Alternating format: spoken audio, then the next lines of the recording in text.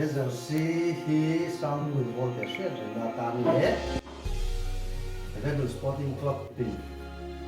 champion nó môi coi tắm tập anh soi cuối thế này là dùng nó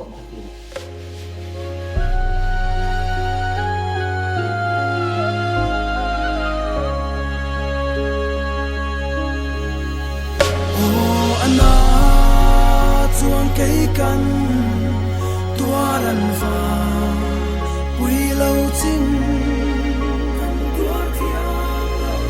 chu lệ xua răng căn vai tên lâu chua tor thiang har chín mi tui lâu phare